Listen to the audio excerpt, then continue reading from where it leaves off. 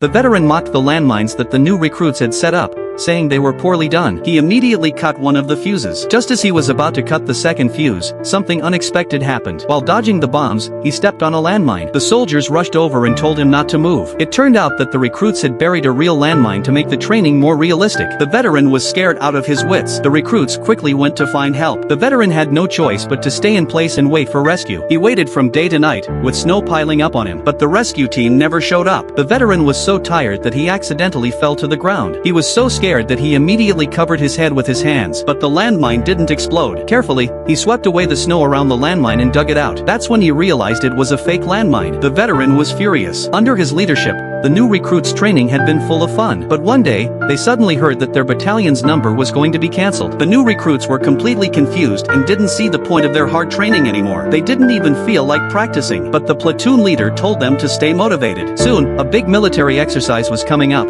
and the platoon leader said that even if their battalion was disbanded, they still had to fight well in their last battle. But the reality was harsh. Their battalion wasn't even listed in the participating units for the exercise. The platoon leader couldn't sit still and decided to go speak with the higher-ups. His comrades disagreed because it was a serious breach of protocol for the platoon leader to directly speak with the chief of staff. The platoon leader simply said that the chief of staff was his father. Everyone was stunned, never expecting that he had such a powerful background. However, what they didn't know was that the father and son had a very tense relationship, almost like enemies. Even though their conversation ended badly, the chief of staff still agreed to let the battalion participate in the military exercise. But this was just the beginning of a nightmare. Most of their soldiers were new recruits, while the opposing forces were experienced elite soldiers. They launched a surprise attack, catching the new recruits completely off guard. It wasn't long before their entire battalion was wiped out. In the end, the battalion was disbanded. The new recruits, who hadn't even gotten used to the place, were about to be sent to other units. But one young soldier was happy because the special forces were accepting new recruits. The only requirement was to undergo 3 months of tough training, and if they made it through, they could stay in the special forces. So, a group of hopeful soldiers boarded a ship heading to the special forces brigade.